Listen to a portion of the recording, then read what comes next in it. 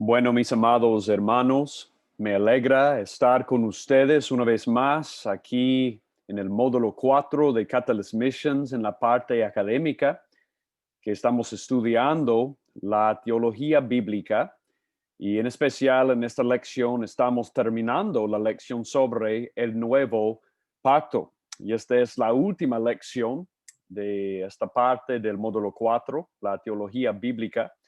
Y de nuevo, ojalá todo el estudio de la teología bíblica haya sido una gran ayuda para ustedes para entender la historia, la gran historia redentora de todas las escrituras, el desarrollo del reino de Dios aquí en la tierra, cumplido en Cristo Jesús, nuestro gran Salvador y Señor. Y antes de empezar esta lección sobre las dinámicas de interacción en el nuevo pacto, déjame orar. Padre amado, muchísimas gracias por este tiempo que tenemos para estudiar tu palabra. Ayúdanos de entender y danos la iluminación y la sabiduría del Espíritu Santo, no solo para entender tu palabra, mi Señor, pero para aplicarla correctamente a nuestras vidas, familias y iglesias, para la gloria del Señor Jesucristo y para que prediquemos fielmente su palabra. En el nombre de Jesús oramos todo esto. Amén y amén. Cuando hablamos de las dinámicas de la interacción en el nuevo pacto, esto se refiere a los elementos que hemos visto en todos los pactos del Antiguo Testamento, los elementos que reflejan los tratados imperiales de vasallaje del antiguo cercano oriente que hemos visto. Yo me refiero a la benevolencia divina, la lealtad y las consecuencias positivas y negativas. Para comenzar, déjame leer esta cita de Richard Pratt, quien es el presidente de Third Millennium Ministries. Él dijo, una vez más, comenzaremos con el contexto de los tratados imperiales de vasallaje del antiguo cercano oriente. En términos generales, estos tratados se centraban en tres características de las interacciones entre los reyes mayores y los menores. En primer lugar, los reyes mayores siempre decían mostrar benevolencia hacia sus vasallos. En segundo lugar, los reyes mayores también estipulaban las maneras en que sus vasallos debían demostrar su lealtad. En tercer lugar, los reyes mayores dictaban las consecuencias de las bendiciones y las maldiciones que los vasallos podían esperar por su obediencia o su desobediencia. Ahora bien, debemos tomar en cuenta que los reyes mayores siempre reservaban el derecho de hacer cumplir los términos de sus pactos como veían conveniente. Pero en general, la benevolencia, la lealtad y las consecuencias formaban los principios básicos a través de los cuales se regían dichas relaciones de tratados. Como veremos y como vimos, en los pactos bíblicos también aparecen los mismos elementos de las dinámicas de interacción, pero ahora entre los humanos y Dios. Tenemos que tener en cuenta que como el Rey Supremo, Dios fue quien determinó cómo la dinámica de sus pactos llegaría a su resultado final. Y lo hizo según su propia sabiduría, incomparable, no según los estándares de las expectativas humanas. Por esta razón, las escrituras explican que las interacciones entre Dios y su pueblo están a menudo más allá de la comprensión humana. Y como nos recuerdan pasajes tales como Deuteronomio 29:29, Isaías 55, 8 y 9, y un número de salmos y libros enteros como Job y Eclesiastés, las maneras en las que Dios implementó estas dinámicas del pacto siempre fueron buenas y sabias. Y lo que queremos hacer aquí es mostrar un resumen de estos tres elementos de los pactos del Antiguo Testamento y luego mostrar los mismos tres elementos en el nuevo pacto para mostrar que hay una continuidad entre el nuevo pacto y los pactos del Antiguo Testamento, a pesar del hecho que también hay cierta descontinuidad también.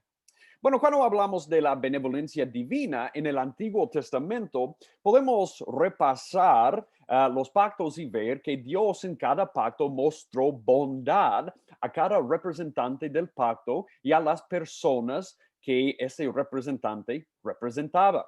Por ejemplo, en el pacto con Adán, Dios le dio a Adán un paraíso en el huerto. Él le puso a Adán y también le puso a Eva en un paraíso. ¡Qué benevolencia! Pero también les dio una vocación sacerdotal. Como hemos visto, podemos ver similitudes entre su llamado, el llamado a Adán y Eva, y el llamado que vemos que Dios le dio a los sacerdotes. Hay similitudes. Es como si Adán y Eva estuvieran protegiendo y sirviendo como sacerdotes en el templo jardín en Edén. Entonces también podemos ver que Dios le hizo a Adán a su imagen. ¡Qué benevolencia! También Él les mostró su gracia salvadora después de la caída. Leemos, por ejemplo, en Génesis 3:15 lo que llamamos el protoevangelio, el protoevangelion, la primera promesa del Mesías que Dios les dio a Adán y Eva. Inmediatamente después de la caída, como ustedes bien recuerdan, Dios dijo esto a Satanás: y pondré enemistad entre tú y la mujer, y entre tu simiente y su simiente, y él te herirá en la cabeza y tú lo herirás en el calcañar. Esto fue una promesa de que a través de la simiente de Eva, Dios iba a enviar un Mesías para corregir a todo lo malo que había entrado en el mundo en este momento y para aplastar la cabeza del enemigo de Dios que llamamos Satanás. Bueno, y es claro, y es algo que sabemos del mismo texto, que Adán creyó en esa promesa, porque en Génesis 3:20 vemos algo bien irónico. Mira lo que Adán dijo sobre Eva. Y el hombre, Adán, le puso por nombre Eva a su mujer, porque ella era la madre de todos los vivientes. Wow, eso es algo interesante.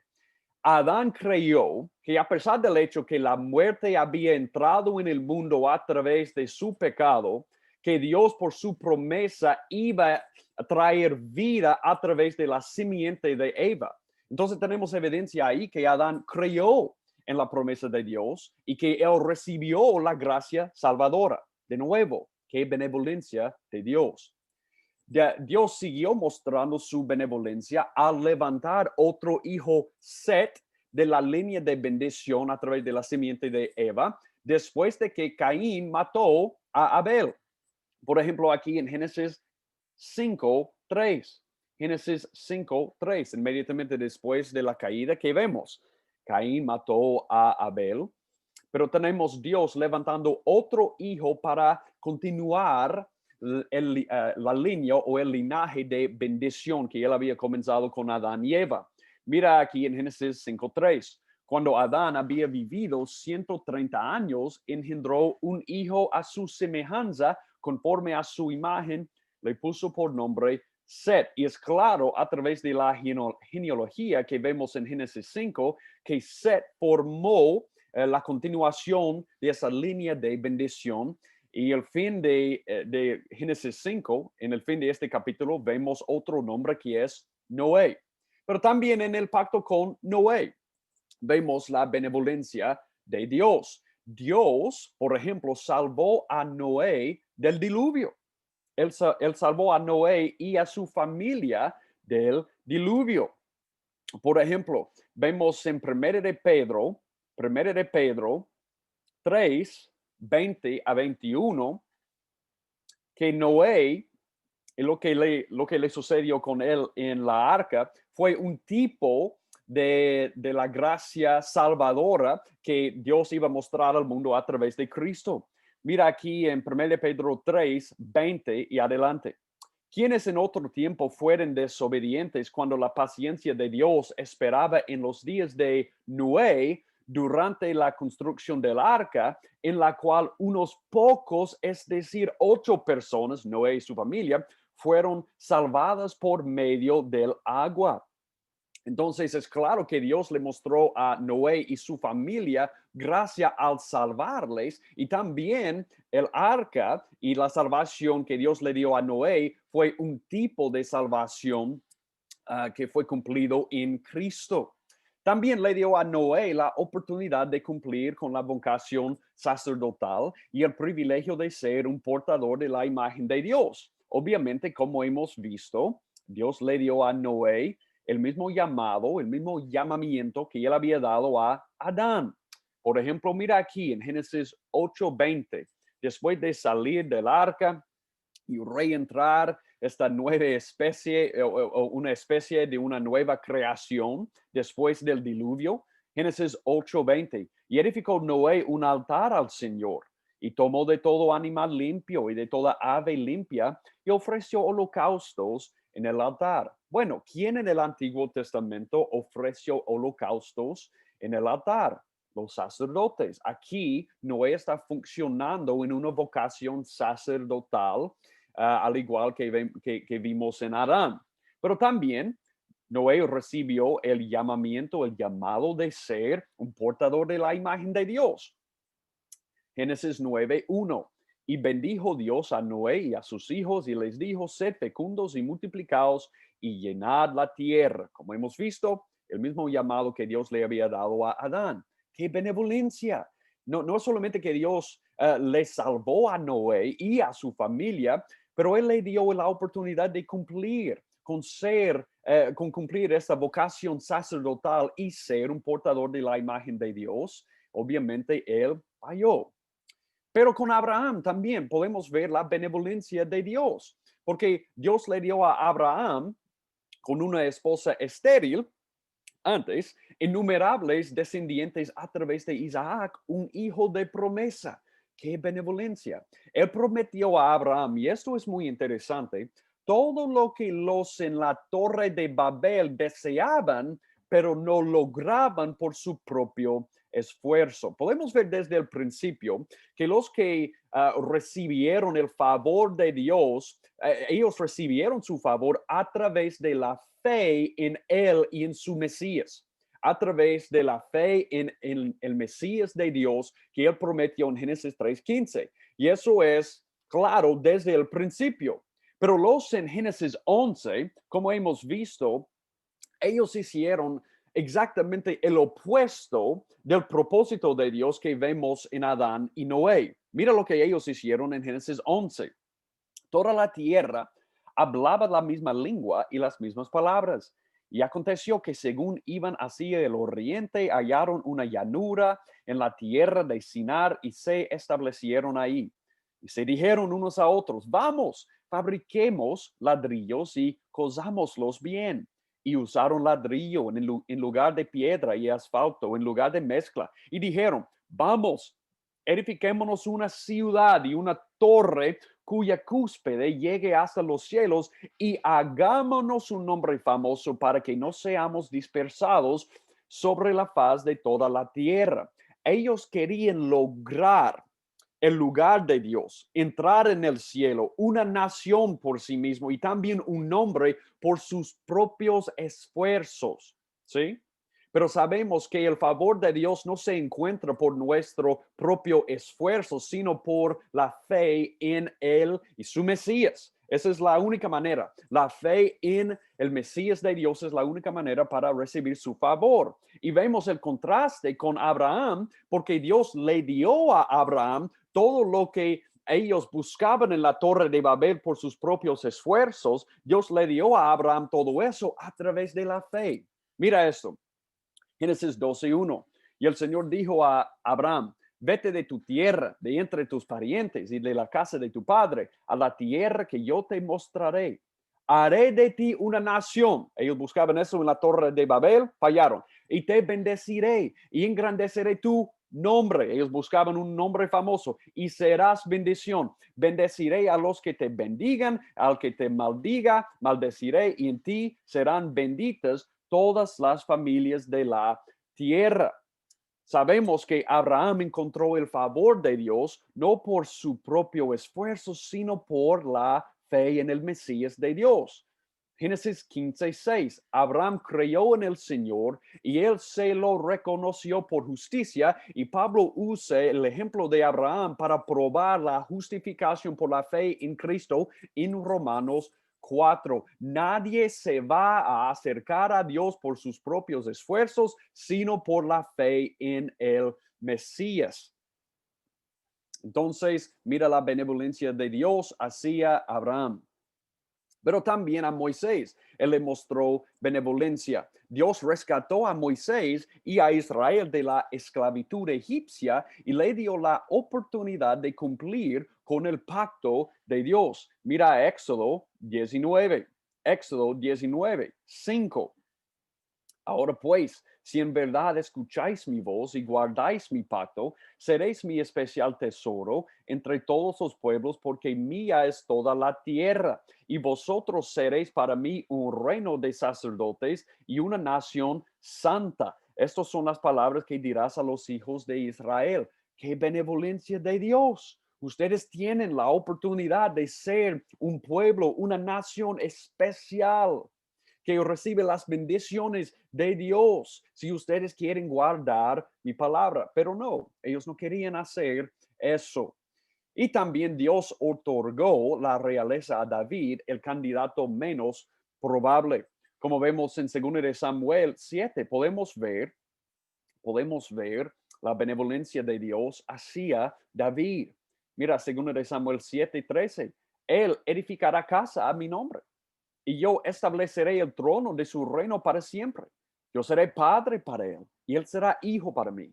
Cuando cometa iniquidad lo corregiré con vara de hombres y con azotes de hijos de hombres, pero mi misericordia no se apartará de él como la aparté de Saúl, a quien quité de delante de ti. Tu casa y tu reino permanecerán para siempre delante de mí. Tu trono será establecido para siempre. Qué benevolencia que él le mostró a David. Bueno, sabemos, Adán, Noé, Abraham, Moisés y David, todos ellos como representantes del pacto fallaron.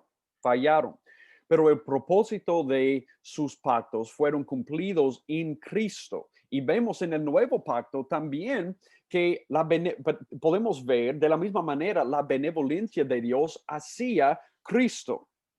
¿De qué manera? Bueno, vemos en el Nuevo Testamento que el Padre se complace en Cristo, en que Él le ungió y que Él le ungió para darle poder en su ministerio. Ustedes van a recordar aquí en Mateo 3, mira Mateo 3, en el bautismo de Jesús. Mira lo que dice. Después de ser bautizado, Jesús salió del agua inmediatamente y he aquí los cielos se abrieron y él vio al Espíritu de Dios que descendía como una paloma y venía sobre él. Y he aquí se oyó una voz de los cielos que decía, este es mi Hijo amado en quien me he complacido. Bueno, de una manera diferente. Jesús no necesitaba la gracia salvadora como los otros representantes del pacto necesitaban, porque ellos fallaron, ellos eran pecadores. Él recibió la benevolencia de Dios como un representante del pacto perfecto. Y mira también aquí en Lucas 3, vamos a ver la misma cosa en su relato del bautismo de Cristo. Y el Espíritu Santo descendió sobre él en forma corporal como una paloma y vino una voz del cielo que decía, tú eres mi Hijo amado, en ti me he complacido. Mira también en Mateo 18. Dice, mirad mi siervo a quien he escogido, mi amado, en quien se agrada mi alma. Sobre él pondré mi espíritu y a las naciones proclamará justicia. Él fue, Dios se le mostró benevolencia a Cristo como el representante de su pacto, no la gracia salvadora porque él nunca pecó, pero él fue mostrado la benevolencia de Dios en que Dios se complació en él, Dios se complace en Cristo y también le ungió a Cristo para darle poder en el ministerio. Pero también podemos ver la benevolencia hacia Cristo en que fue el Espíritu Santo quien le resucitó de entre los muertos. Mira Romanos 8, Romanos 8, Romanos 8, 11. Romanos 8, 11. Pero si el espíritu de aquel que resucitó a Jesús de entre los muertos habita en vosotros, el mismo que resucitó a Cristo Jesús de entre los muertos, también dará vida a vuestros cuerpos mortales por medio de su espíritu que habita en vosotros. Bueno, no es que Cristo, no solo que Cristo recibió la benevolencia de Dios en su vida y ministerio, pero también en su resurrección, y él recibió la benevolencia de Dios porque él había cumplido por completo la obra redentora perfectamente, y Dios le honró por ser un sacrificio perfecto y un representante perfecto del nuevo pacto. Y por eso podemos ver la benevolencia de Dios hacia Cristo como el representante del nuevo pacto, en que toda la autoridad ha sido dada a Cristo como rey sobre todo el universo. Bueno, mira Mateo 28, Mateo 28, Mateo 28, 18 en la gran comisión. Y acercándose Jesús les habló diciendo: toda autoridad me ha sido dada en el cielo y en la tierra. Eso fue Dios honrando a su Hijo por su perfecta obra de redención. Vemos también en Hechos 2, en el sermón de Pedro, lo siguiente en Hechos 2, 31 y adelante. Bueno, 32. A este Jesús, el Mesías, el Cristo, resucitó Dios, de lo cual todos nosotros somos testigos. Así que exaltado a la diestra de Dios y habiendo recibido del Padre la promesa del Espíritu Santo, ha derramado esto que vosotros veis y oís. Y mira 36, sepa pues con certeza toda la casa de Israel que a este Jesús, a quien vosotros crucificasteis, Dios le ha hecho Señor y Cristo. Jesús fue mostrado benevolencia por ser el único hombre perfecto, el Hijo de Dios. Dios le mostró su benevolencia.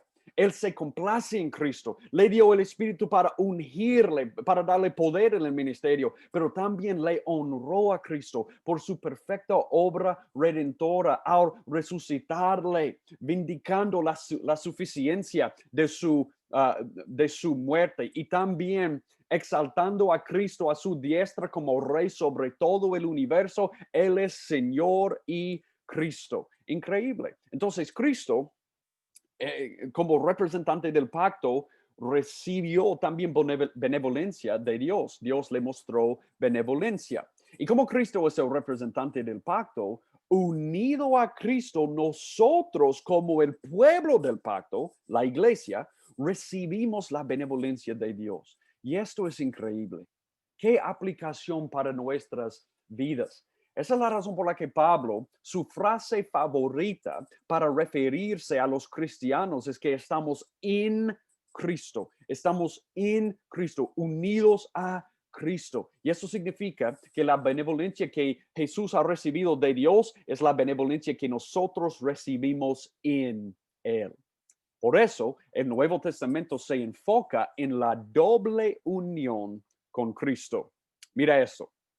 En Cristo, la administración del pacto dependía de la relación del pueblo con la cabeza o el representante del pacto. Por ejemplo, estabas en Moisés o en David, es decir, relacionado con la cabeza. Esa es la manera en que los pactos funcionaban en el Antiguo Testamento, pero también en el Nuevo Testamento. Las personas del nuevo pacto son los que están identificados con Cristo en la corte celestial de Dios. Si estamos en Cristo, tenemos su posición delante de Dios. Mira esto en Efesios 1. En Efesios 1. Yo creo que ustedes vean algo aquí que quizás hemos leído, pero hemos pasado por alto sin darnos cuenta. Mira lo que dice aquí en Efesios 1:2. gracias a vosotros y paz de parte de Dios, nuestro Padre y del Señor Jesucristo. Entonces, Pablo quiere que recibamos gracia y paz de parte de nuestro Padre y del Señor Jesucristo. Entonces, Él es el Padre de nosotros. Pero mira Efesios 1:3. Bendito sea el Dios y Padre de nuestro Señor Jesucristo. Pero también Él es el Padre de nuestro Señor Jesucristo. ¿Qué nos dice eso? ¿Qué significa eso? Significa que si estamos en Cristo, la relación que Cristo tiene con el Padre es la relación que nosotros tenemos con el Padre, porque estamos en Él. Y por eso, mira lo que dice lo siguiente. Y Él nos ha bendecido con toda bendición, benevolencia, bendición espiritual en los lugares celestiales en Cristo. Todas las bendiciones que Cristo ha recibido por ser el perfecto representante del pacto, por ser el perfecto sacrificio, por cumplir una obra perfecta redentora. Todas las bendiciones que Él ha recibido pertenecen a nosotros también porque estamos en Cristo, identificados con Cristo. Y cuando Dios nos ve, Él nos ve en Cristo. Efesios 1:13 nos dice lo siguiente: en Él, en Cristo, también vosotros, después de escuchar el mensaje de la verdad, el evangelio de vuestra salvación, y habiendo creído, fuisteis sellados en Él con el Espíritu Santo de la promesa. Esa es nuestra identidad. Entonces, vemos la benevolencia del nuevo pacto y dado el hecho de que estamos en Cristo, identificados con Él, participamos en todas las bendiciones del nuevo pacto en Él. Pero hay una doble unión con Cristo. Estamos en Cristo, pero también Cristo está en nosotros. Él mora en nosotros a través del Espíritu Santo. Y eso significa que todavía, a pesar del hecho que hemos probado un anticipo del reino de Dios, sí, estamos en Cristo, Él está en nosotros, vivimos en este tiempo extraño del ya, pero no todavía, ya hemos experimentado el reino, pero no vemos la plena manifestación del reino todavía. En esta era de la iglesia ya tenemos nuestra identidad en Cristo, pero Él nos está transformando prácticamente para conformarnos más y más y más a la imagen de Cristo. Es decir, estamos llegando a ser prácticamente lo que ya somos por identidad. Estamos identificados con Cristo. Esa es nuestra identidad. Pero Dios nos está transformando para que seamos en práctica lo que ya somos en identidad. Y sabemos que nunca vamos a ser perfectos en este lado de la eternidad, pero Él nos va conformando más y más y más a la imagen de Cristo. Y eso es lo que Cristo está haciendo dentro de nosotros. Mira Romanos 8:10. Y si Cristo está en vosotros, aunque el cuerpo esté muerto a causa del pecado, sin embargo, el espíritu está vivo a causa de la justicia. Pero si el espíritu de aquel que resucitó a Jesús de entre los muertos habita en vosotros, Él mora en nosotros. El mismo que resucitó a Cristo Jesús de entre los muertos también dará vida a vuestros cuerpos mortales por medio de su espíritu que habita en vosotros. Un día Él va a completar la obra. Un día vamos a ver la consumación de la victoria de Cristo y vamos a recibir los cuerpos glorificados y nunca vamos a experimentar el pecado jamás, nunca más. Vamos a ser como Él, porque como 1 de Juan 3 nos dice, porque veremos a Él tal como Él es. Entonces, hemos experimentado la benevolencia en Cristo y también Cristo en nosotros. Él nos está transformando para que seamos en práctica lo que ya somos en identidad. Y el Nuevo Testamento enseña que antes del regreso de Cristo, Dios muestra gracia común, incluso a los incrédulos, pero gracia salvadora solo a la iglesia. Pero él muestra gracia común incluso a los incrédulos que se benefician de las realidades del nuevo pacto que se muestran a través de la iglesia. Escucha esto. En las Escrituras, en el Antiguo y en el Nuevo Testamento, encontramos que el Señor promete que Él es bondadoso para toda la humanidad, buenos y malos, justos y injustos, aquellos que son hijos y hijas de Dios y aquellos que no lo son, de la siguiente manera. Primeramente, que no los destruye a todos de inmediato, pues todos somos pecadores, pero por su gracia nos permite vivir. Segundo, también él dice que él bendice con la lluvia venidera, la lluvia que hace que la tierra pueda producir buena comida para nosotros, que las fincas de los malos reciben la misma lluvia que la lluvia para los justos. Él menciona que él mismo él menciona que el mismo sol hace crecer las plantas y da vida a los justos y a los injustos. O sea que Dios es benevolente para todas las criaturas, buenas y malas, en, esta, en este siglo, en el siglo de la iglesia, en el nuevo pacto. Y sobre todo, que a ambos les da la oportunidad de reconocer quién Él es. Nos dice que por su misericordia el Señor les da la oportunidad a aquellos y aquellas que ahora mismo están desviados del camino de Dios, que niegan su existencia aún. A ellos mismos el Señor es tan bueno y bondadoso que les permite oportunidades tras oportunidades para que oigan el mensaje, para que puedan escuchar el mensaje, para que puedan estudiar la palabra de Dios y así poder tener salvación. Él es bondadoso aún a aquellos que niegan su existencia y claro, para los suyos les hace la promesa que siempre estará con ellos y los bendecirá una vez por siempre. Es decir, de una manera común, Dios muestra gracia común a todos los humanos, incluso los justos y los malos. Él muestra su bondad, su benevolencia de cierta manera. Pero la gracia salvadora y la participación en el nuevo pacto y estar en Cristo es solo para los que confían únicamente en nuestro Señor y Salvador Jesucristo. Ellos son los únicos que pertenecen a Dios como sus hijos.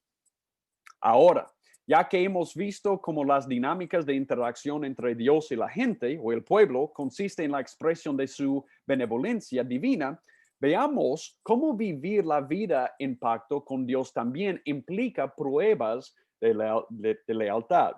Entonces, habiendo visto que el elemento de la benevolencia divina existe en el nuevo pacto y eso nos afecta mucho a nosotros como la iglesia en Cristo, también vamos a ver que hay pruebas de lealtad también en el nuevo pacto como en los pactos del Antiguo Testamento. Estos requisitos de obediencia revelan la condición de los corazones de quienes están en pacto con Dios. Entonces, el segundo elemento de los tratados de los soberanos y vasallos era prueba de lealtad o las condiciones de lealtad. Entonces, primer elemento, benevolencia. Segundo elemento, la lealtad esperada.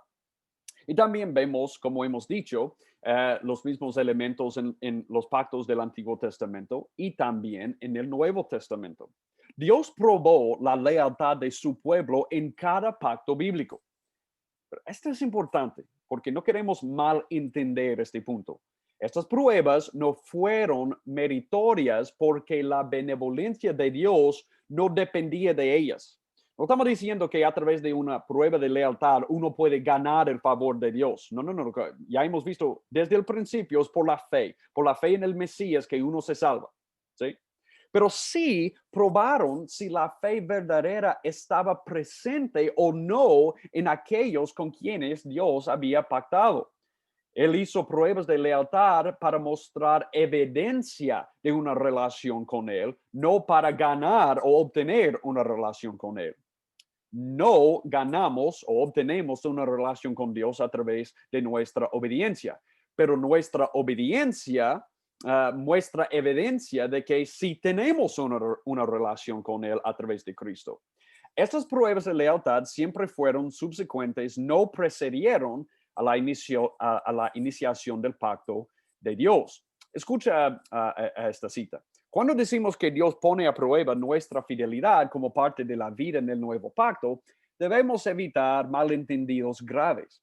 En primer lugar, en la Biblia, ningún pecador ha alcanzado la salvación por sus buenas obras. Nunca se llega a la perfección necesaria para recibir la bendición eterna de Dios a través de nuestros propios esfuerzos. En segundo lugar, toda buena obra que realizamos es hecha posible por la gracia de Dios que obra en nosotros.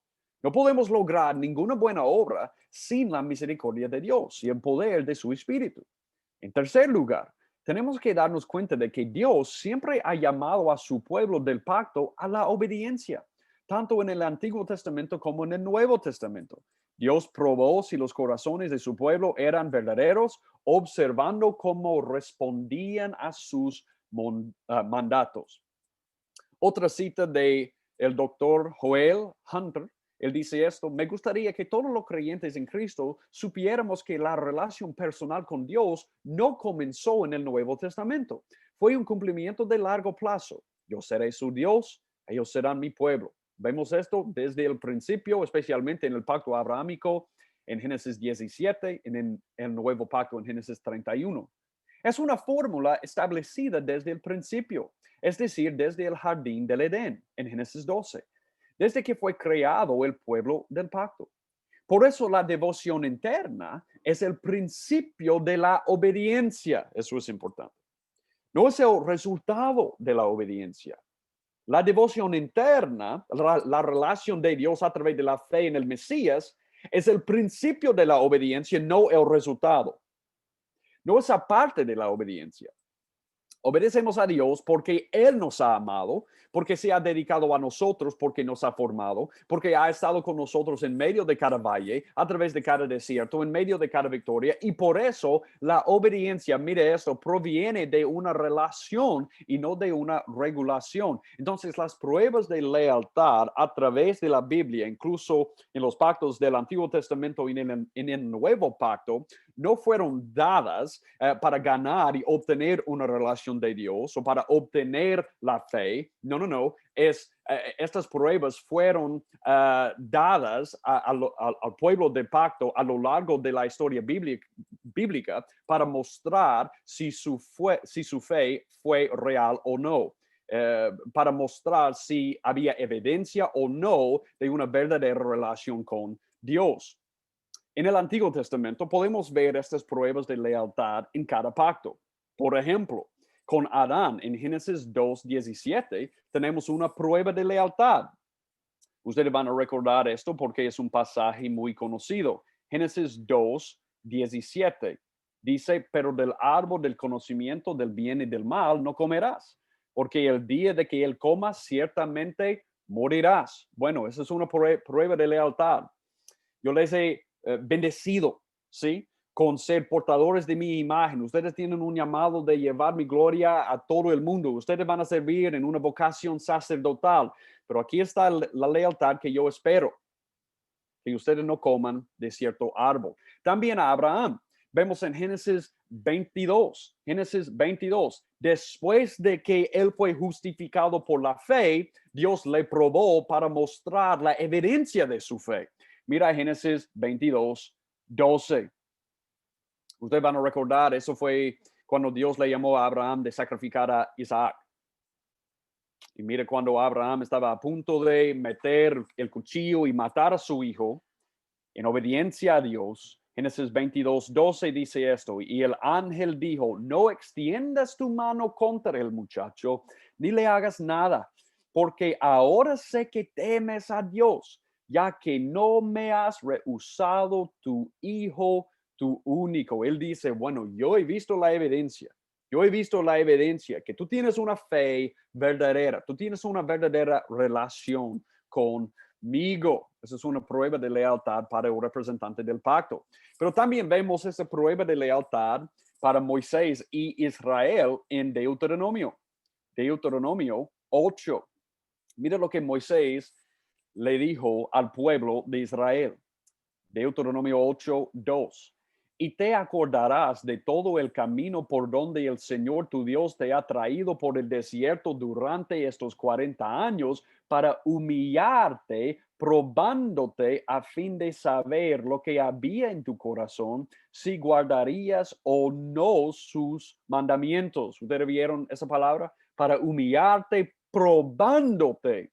y te humilló y te dejó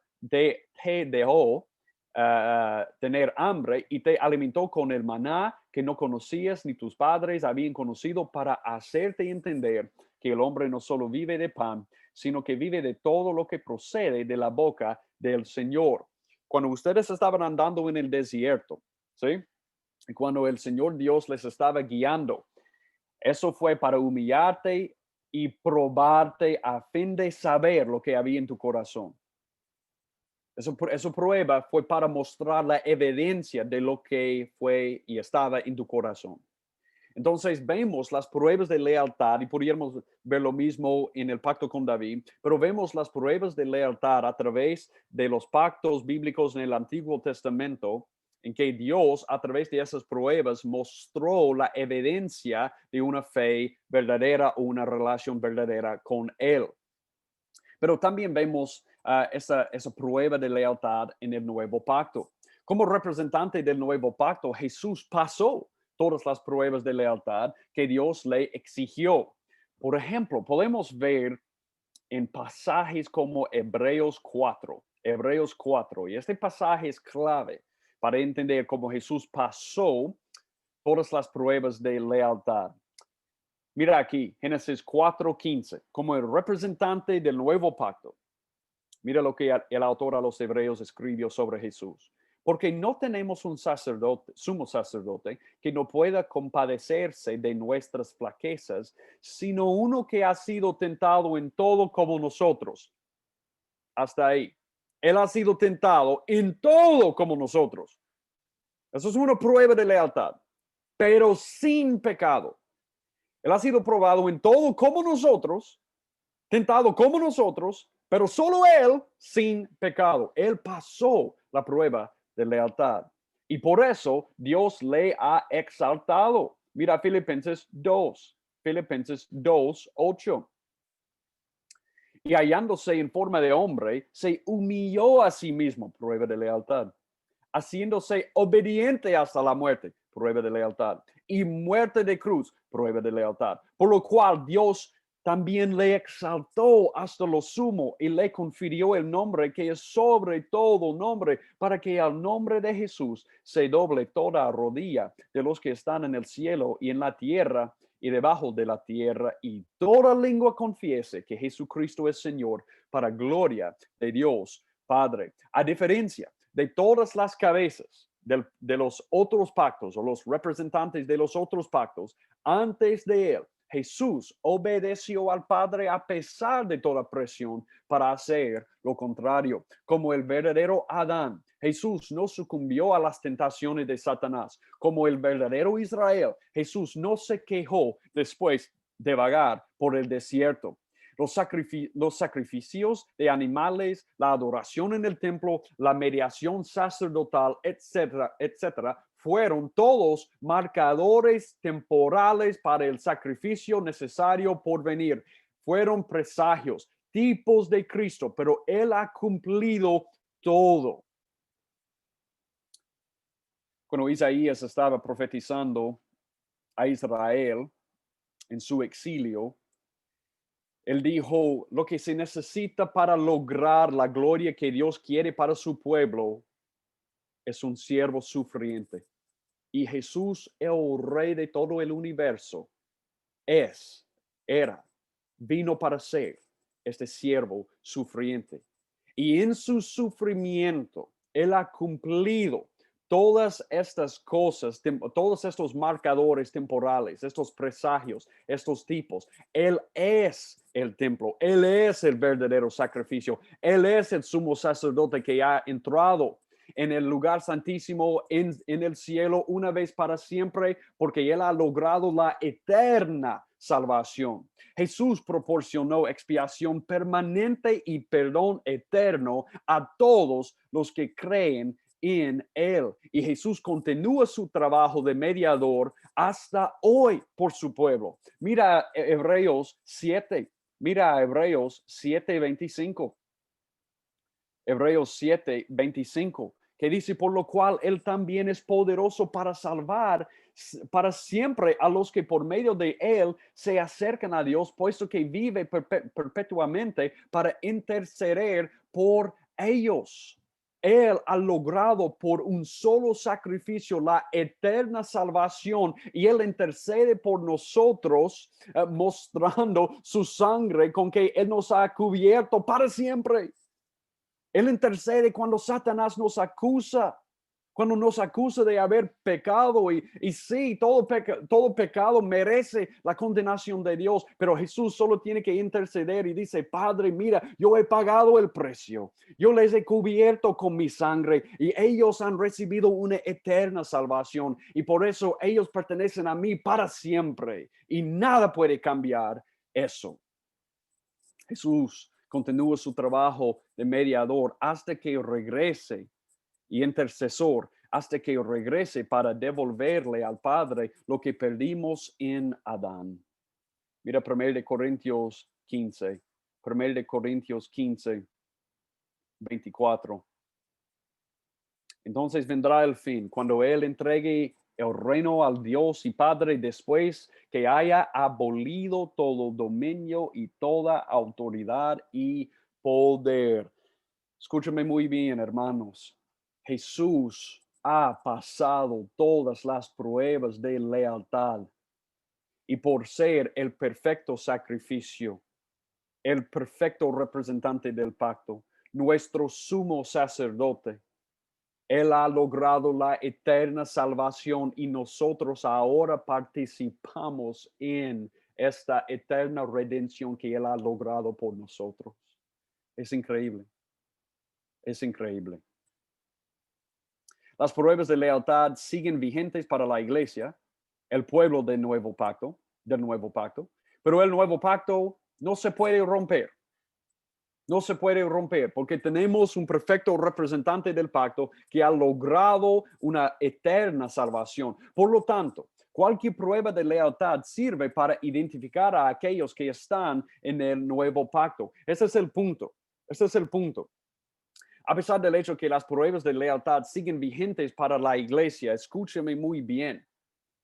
No podemos perder nuestra posición en Cristo en el nuevo pacto, porque el nuevo pacto ya ha sido cumplido. No depende de nuestra obediencia, sino la obediencia de Él. Entonces, las pruebas de lealtad para nosotros funcionan de la misma manera que ya hemos visto antes. Las pruebas de lealtad muestran la evidencia de que somos reales, la evidencia de nuestra fe. Y ese es el punto de las pruebas de lealtad ahora como cristianos en el nuevo pacto. Mira Santiago 2, 14 a 18. Y el pasaje clave aquí es Santiago 2, 18. ¿De qué sirve, hermanos míos, si alguno dice que tiene fe, pero no tiene obras? ¿Acaso puede esa fe salvarlo? Si un hermano o una hermana no tienen ropa y carecen del sustento diario, y uno de vosotros les dice, id en paz, calentaos y saciaos, pero no les dais lo necesario para su cuerpo, ¿de qué sirve? Así también la fe por sí misma, si tiene obras, si no tiene obras, está muerta. Pero alguno dirá, tú tienes fe y yo tengo obras. Muéstrame tu fe sin las obras y yo te mostraré mi fe por mis obras. Porque hay pruebas de lealtad, porque hay la expectativa de obediencia como cristianos en el nuevo pacto, porque estamos mostrando la evidencia de una verdadera fe que está en nosotros. Estamos mostrando la evidencia de una verdadera relación con Dios como su pueblo del pacto. Bueno, mira eso. De nuevo vamos a ver esa doble unión con Cristo. En Cristo se considera que los verdaderos creyentes han superado la prueba porque Cristo pasó la prueba en nuestro nombre, a favor de nosotros, por nosotros. En Él tenemos la victoria. En Él recibimos crédito por su perfecta obediencia porque estamos unidos a Cristo. Entonces, esa es la razón por la que en los ojos de Dios ya somos perfectos, ya hemos pasado todas las pruebas de lealtad, ¿sí? En Cristo, porque Él ha pasado todas las pruebas de lealtad por nosotros. Y Él nos imputa su perfecta justicia, su perfecta obediencia a nuestra cuenta. Mira, podemos ver esto en Romanos 4. Romanos 4.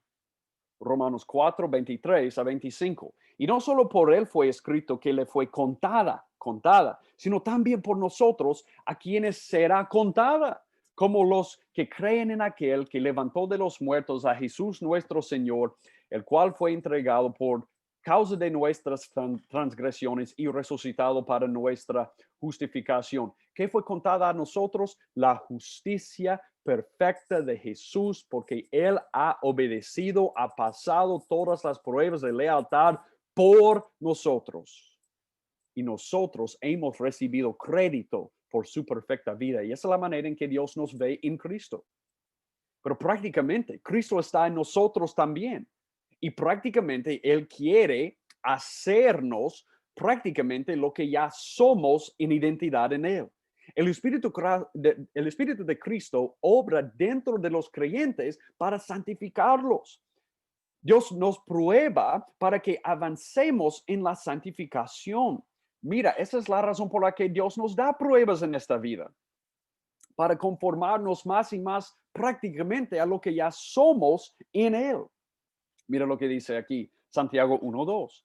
Tened por sumo gozo, hermanos míos, el que os halléis en diversas pruebas, sabiendo que la prueba de vuestra fe produce paciencia y que la paciencia tenga su perfecto resultado para que seáis perfectos y completos sin que os falte nada. No tenemos pruebas en esta vida para que podamos pasar las pruebas y obtener la justificación. No, no, no, no, no. Tenemos pruebas como cristianos para mostrar la verdadera evidencia de nuestra fe, que ya somos justificados en Cristo, y para hacernos más y más y más en la práctica lo que ya somos en Cristo.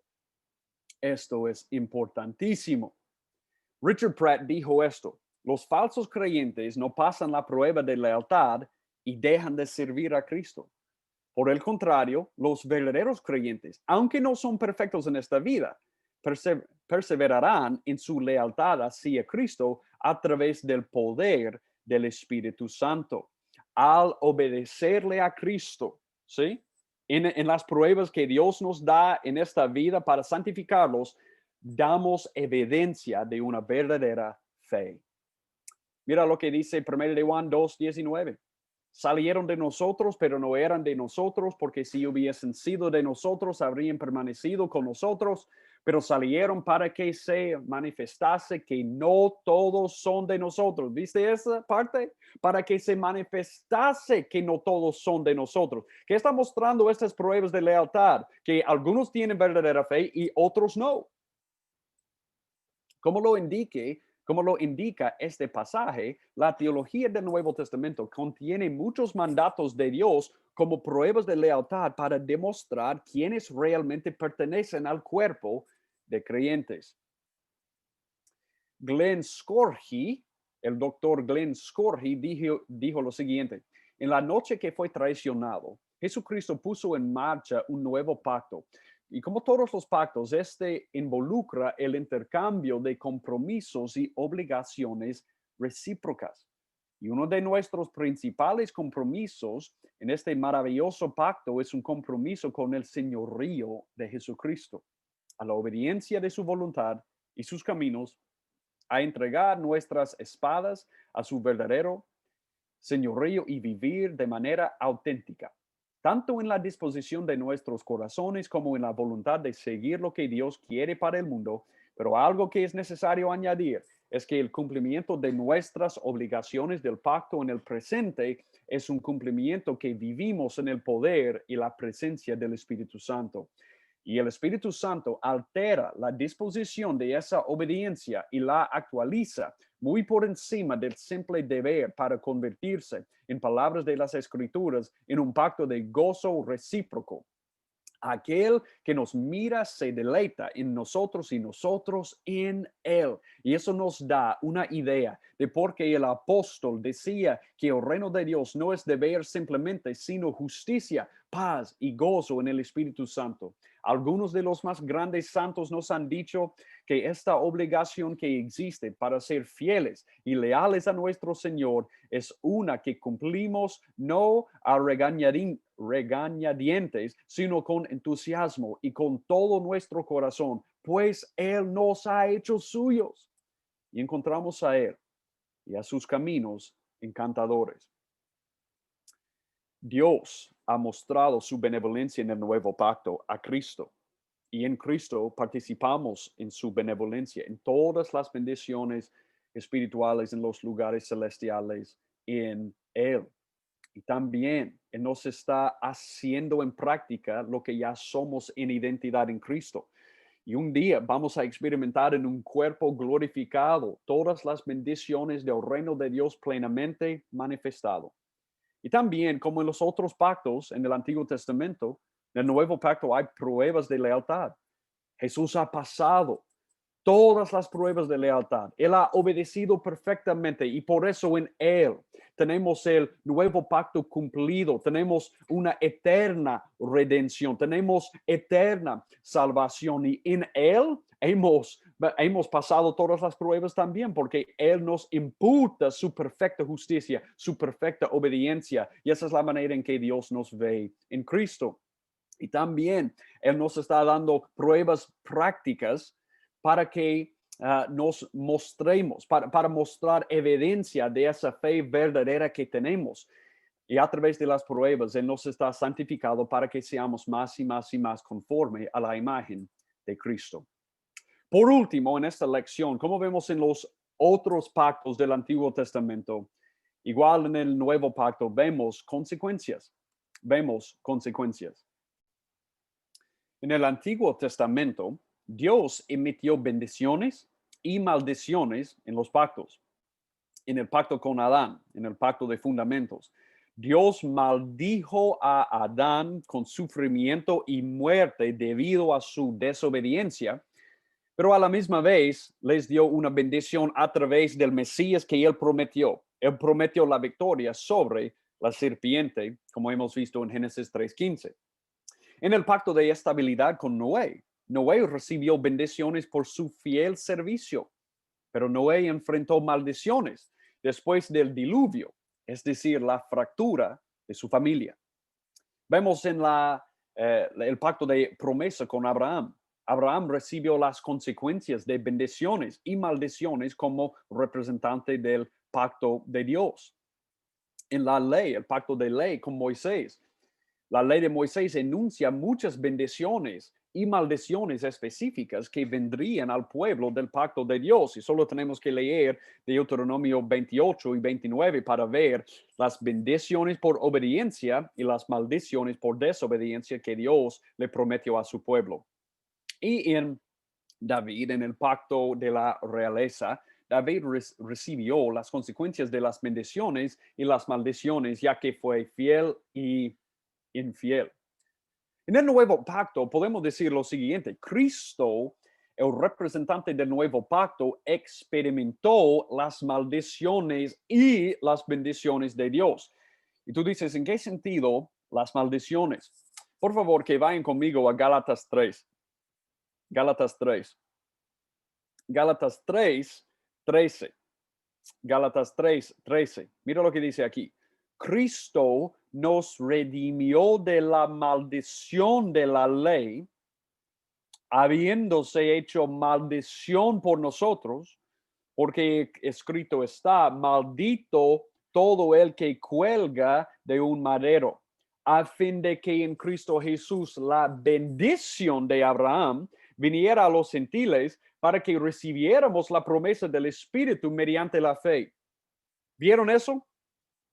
Cristo experimentó la maldición de la ley que todos nosotros merecemos por ser transgredores de la ley de Dios. Él recibió nuestra maldición y nosotros en Él recibimos la bendición de Abraham para que pudiéramos recibir la promesa del Espíritu Santo mediante la fe. Eso es increíble. Eso es increíble. Y debemos pararnos aquí y simplemente decir gracias a Jesús. Gracias a Jesús por ser maldecido por recibir, por estar maldecido por Dios, por nosotros, para que pudiéramos recibir la bendición de Dios en él. Jesús no se sometió a las maldiciones de Dios debido a sus pecados personales, sino que asumió la culpa y la condena del pueblo de Dios, como vemos en Isaías 53 del 1 a 12. Y también vemos eso en Filipenses 2, 8 a 9. La resurrección y ascensión de Jesús fueron la justa recompensa por su perfecta obediencia a Dios. Las consecuencias del nuevo pacto también impactan a la iglesia, el pueblo del nuevo pacto. En Cristo, como hemos visto, cada bendición eterna de Dios ya ha sido asignada a los verdaderos creyentes a través de Cristo. En Cristo hemos recibido todas las bendiciones espirituales en los lugares celestiales. Y Cristo en nosotros, estamos en Cristo, doble unión, y Cristo está en nosotros. Cristo en nosotros trabaja en los verdaderos creyentes para que experimentemos las consecuencias de la obediencia y la desobediencia en sus vidas diarias. Es decir, los que no reciben la disciplina como hijo de Dios no son hijos, ¿sí? Pero tenemos el Espíritu de Cristo que mora en nosotros para convencernos, para cambiarnos y para disciplinarnos, para que recibamos su bendición, para que no nos desviemos del camino. Entonces, mira lo que vemos aquí en Hebreos 12. En Hebreos 12. Mira lo que dice aquí. Prácticamente hablando. Hebreos 12:5. Mira esto. Además, habéis olvidado la exhortación que como a hijos se os dirige. Hijo mío, no tengas en poco la disciplina del Señor. Entonces, no experimentamos maldición como creyentes, pero con Cristo en nosotros sí experimentamos disciplina. Y esa disciplina es para que podamos seguir en el camino y no desviarnos del camino. Y mira eso, esa es una bendición para nosotros. Hijo mío, no tengas en poco la disciplina del Señor, ni te desanimes al ser reprendido por él, porque el Señor al que ama disciplina y azota a todo el que él recibe, a todo el que recibe por hijo. Es para vuestra corrección que sufrís, Dios os trata como a hijos, porque ¿qué hijo hay a quien su padre no discipline? Pero si estáis sin disciplina de la cual todos han sido hechos participantes, entonces sois hijos ilegítimos y no hijos verdaderos. Mira eso, en versículo 10. Porque ellos, nuestros padres terrenales, nos disciplinaban por pocos días como les parecía, pero Él nos disciplina para nuestro bien. Ahí está. Para que participemos de su santidad. Como el pueblo en el nuevo pacto, en Cristo recibimos todas las bendiciones celestiales en los lugares, bendiciones espirituales en los lugares celestiales en Cristo. Bueno, ya son nuestros, porque en Cristo esa es nuestra identidad. Y por causa de eso, Cristo en nosotros, Él mora en nosotros para hacernos prácticamente lo que ya somos en identidad, ¿sí? Entonces, experimentamos, no es maldición, es disciplina, no es incómodo, no es una buena experiencia, a veces es sufrimiento, pero tenemos esa disciplina porque Él quiere hacer esto para nuestro bien, es una bendición para nosotros. Estamos experimentando a través de la disciplina una bendición para que no nos desviemos del camino.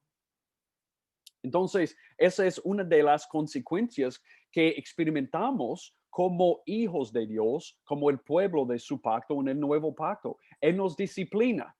Bueno, Cristo ya ha sufrido la maldición por nosotros, entonces disciplina no es maldición, pero tampoco es cómodo, puede ser sufrimiento, pero Él hace eso porque Él quiere bendecir, él quiere hacer eso, mejor dicho, Él quiere hacer esto para nuestro bien, para que no nos desviemos, porque Él quiere que lleguemos para recibir nuestra herencia sano y salvos, y ese es uno de los medios que Él usa para que no nos desviemos del camino. Wow. La resurrección y ascensión de Jesús fueron la justa recompensa por su perfecta obediencia a Dios. Oh, perdón, estoy leyendo algo que ya leía. Ok, Cristo en nosotros trabaja en los verdaderos creyentes para que experimentemos las consecuencias de la obediencia y la desobediencia en nuestras vidas diarias y como sus hijos, Él siempre estamos en la tierra de bendición. Él quiere bendecirnos con la disciplina porque Él quiere hacernos bien, porque estamos en Cristo. Las dificultades y las maldiciones que los incrédulos soportan en la vida es un anticipo de las maldiciones eternas que recibirán cuando Cristo regrese. Si no están en Cristo, la maldición de la ley todavía está sobre ellos. Y lo que ellos soportan en esta vida no es disciplina de un Padre celestial que quiere hacerles bien. Es un anticipo de la maldición que ellos van a enfrentar en el infierno para siempre. Mira lo que Romanos 2 nos dice. Romanos 2, 4 y 5. O tienes un poco las riquezas de su bondad, tolerancia y paciencia, ignorando que la bondad de Dios te guía al arrepentimiento, mas por causa de tu terquedad y de tu corazón no arrepentido, estás acumulando ira para ti en el día de la ira y de la revelación del justo juicio de Dios, el cual pagará a cada uno conforme a sus obras. A diferencia de nosotros, el mundo fuera de Cristo, cuando ellos soportan cosas, las dificultades en esta vida, es un anticipo de la maldición que ellos van a enfrentar en el infierno para siempre porque no están en Cristo y no están en la tierra de bendición, están en la tierra de maldición y van a ser malditos de Dios para siempre si no se arrepienten. Las bendiciones que los verdaderos creyentes experimentan en la vida es un anticipo de las bendiciones eternas en la consumación. Bueno, lo que experimentamos en esta vida como cristianos, ¿sí? En nuestra relación con Dios, la paz que experimentamos. No estamos hablando aquí de un evangelio de prosperidad, ¿sí? No, no, no. Cuando estamos hablando de bendiciones, no estamos hablando de mucho dinero, de tener este carro, de tener esta casa, porque, bueno, Dios quiere bendecir a sus hijos así. No, no, no. Estamos hablando de las bendiciones espirituales en nuestra relación con Él, ¿sí? Las bendiciones que experimentamos como paz y gozo y satisfacción en Cristo. Bueno, lo que experimentamos en esta vida, este es un anticipo de las bendiciones eternas que vamos a experimentar en la consumación. Escucha Apocalipsis 21. Apocalipsis 21. Apocalipsis 21, 6 a 8. También me dijo, hecho está. Yo soy el alfa y la omega, el principio y el fin. Al que tiene sed, yo le daré gratuitamente de la fuente del agua de la vida. El vencedor heredará estas cosas y yo seré su Dios y él será mi hijo. Pero los cobardes, incrédulos, abominables, asesinos, inmorales, hechiceros, idólatras y todos los mentirosos tendrán su herencia en el lago que arde con fuego y azufre, que es la muerte segunda. Bueno, vamos a recibir una herencia y el tesoro sobre todo vamos a recibirle a Cristo. Él es nuestro tesoro. Cuando Cristo regrese, los verdaderos creyentes recibirán su herencia eterna en la nueva creación gloriosa.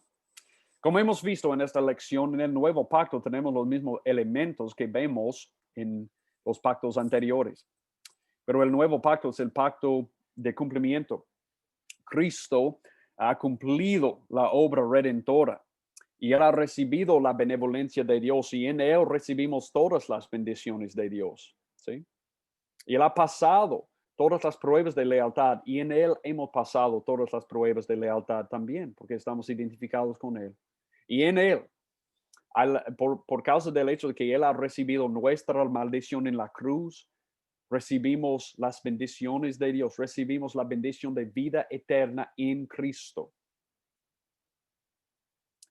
Y estamos siendo transformados para que seamos en práctica lo que ya somos en identidad. Y esa es esa doble unión. Estamos en Cristo, pero Él está en nosotros, transformándonos. Y un día vamos a experimentar todas las bendiciones del reino de Dios con cuerpos glorificados y anticipamos ese día.